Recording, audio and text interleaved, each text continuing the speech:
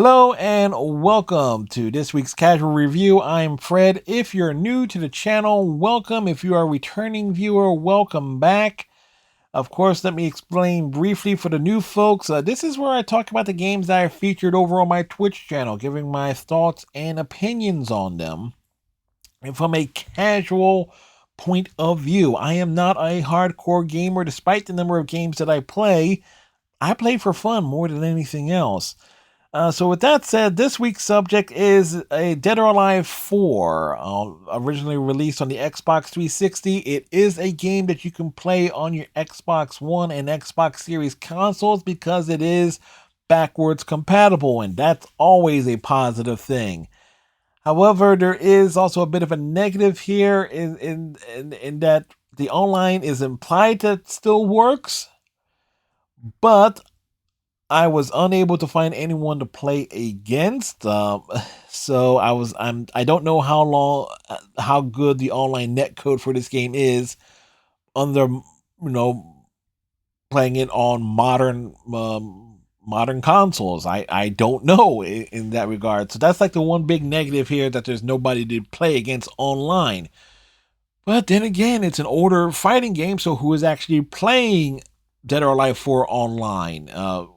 It's not like a Street Fighter 4 where you can almost guarantee to find some dudes down in South America still playing it and taking full advantage of beating up on poor people in North America with crappy Wi-Fi and such. I'm not saying that's been my experience with Street Fighter 4. Maybe I will talk more about that at another point in time. Anyway, Dead or Alive 4, at the very least, has a wide variety of a nice variety of game modes that'll keep any fighting game enthusiast entertained. You have a nice story mode where you are definitely encouraged to go through it with every single character, because that is how you unlock an additional costume for the default roster. Plus, it's also where you start unlocking a few hidden characters: Ein, Genfu, Helena Douglas, which is important because you need to unlock Helena Douglas and play as her in the story mode to not only get an achievement tied to completing the story mode with every single character, but you also unlock the Spartan character that with that Halo tie-in as well. So you are encouraged to play the story mode with the entire default roster plus Helena. Then you're also encouraged to do the time attack mode on singles time attack mode with every single character to unlock Tengu, which is the last character that you can unlock in this game. So you get a fair share of unlockables, and not to mention, when you do a time attack runs with every single character on normal settings, you can unlock an additional costumes that way.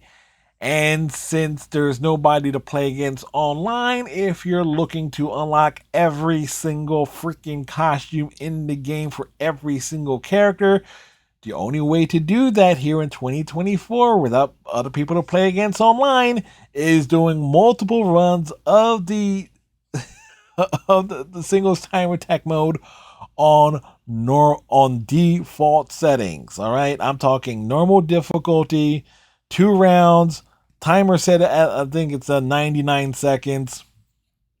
It's like it has to be straight default on all those settings so you can start unlocking additional costumes for every character.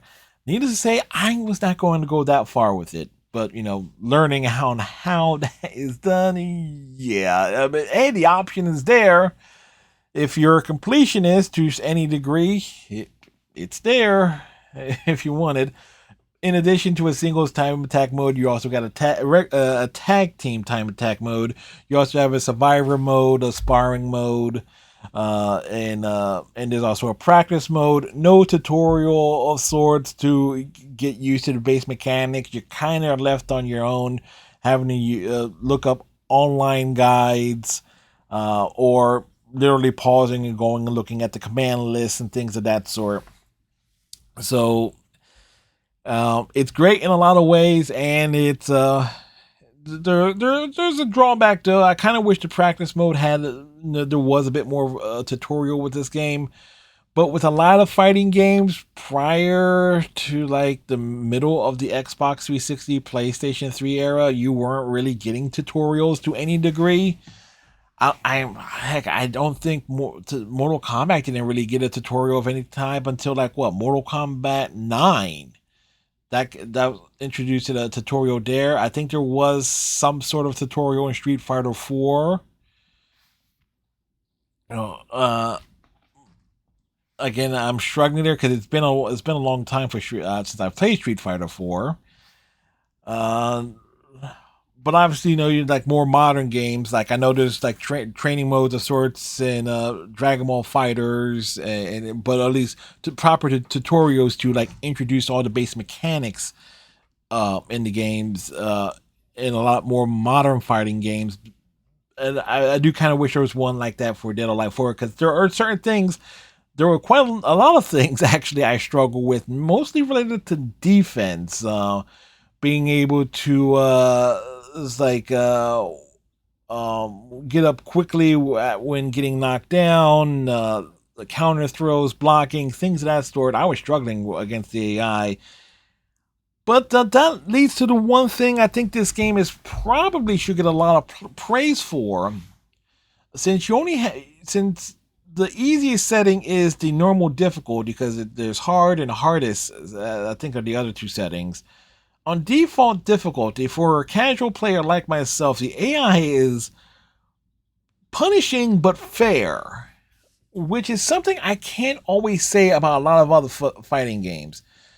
It's like I felt like the AI in DOA 4 was, it punished me for a lot of the mistakes that I was making, and I knew when I was making mistakes, because I had like a strategy that I was always trying to work in, and it's like when something went wrong, it went wrong in a bad way. So it's like the AI would literally juggle me, and like I had like no way, like couldn't figure out anything there. And so it's like I was relying on brute force basics to get through every single fight. And but at the same time, I did felt I was getting better. And when you have a fighting game AI that makes you feel like you are picking up on the game mechanics to some degree, or being able to read the AI to almost anticipate the moves that it's going to make when it's closing in on you. It's like that's actually pretty cool. It's actually a really a good feeling. Um, so because again, there are other fighting games where the AI on its normal settings can be downright like brutal outright, and where you have to like to adjust the settings to be lower to actually have a fair shot. With DOA 4, it's like you can leave it on the default settings, and you will find yourself getting slowly but surely better. If you're going into it, you've never played it before, you will feel more confident and more comfortable at the more and more you play. And so again, that is just my point of view on it. Your point of view may be different entirely, but I do feel that's something to be praiseworthy. And of course, lastly, we're going to talk about the visuals and such. Um, Obviously, the Dead or Alive franchise is known for the jiggle physics. But I don't think it was all that. It wasn't really all that in one's face, for lack of a better term here. Especially when you're when you're in a match, you're not at least in my case, I'm not really paying attention to the costumes, or like or how the characters look to a large degree when a match is taking place. When you got the victory screens and they got the winning poses and stuff like that, okay, that's kind of cool and all that. And that's where you start noticing the little physics and regarding all the jiggly. But when you're in a match and you're focusing on like on trying to win, you're just not gonna notice all that. You're gonna be like looking at the feet of the opposing character to see like where they're moving, or like trying to anticipate. Okay, are they going to throw a punch, or they're going to counter hit you, or whatever. So, but with all that said, visually, the game does hold up quite nicely. It does have by the Xbox 360 standards, it was a gorgeous game for that console as a fighting game, and it still holds up. Does it show its age? Obviously, for being a game that's like about at this point, what, nearly 15 years old at this point, if not older. Yeah, it's going to show its age in that regard, but keeping in mind, it still looks good. It did not age as badly as, say, other games from that same era. You look at DC Mortal Kombat versus DC universe and Injustice, and yes, I am blatantly picking on NetherRealm and studios here, as well as like Mortal Kombat 9. It's like all those games released on the Xbox 360, and in some cases after DOA 4, they don't hold up visually all too well, as far as I'm concerned. So again, that's a big point in DOA's favor. It's actually one aspect of visuals do not hold up well is the ending cinematics and the story modes. Some of those little cinematics are kind of look a little bit rough, but that again, taking time, got to take into account of when they were made and so forth. So with that said, those are my thoughts, opinions, my ranting and my mad ranting and ravings regarding Dead or Alive 4. If you've ever played DOA 4, leave your thoughts and opinions in the comments section below. I would love to see what you thought of this particular game.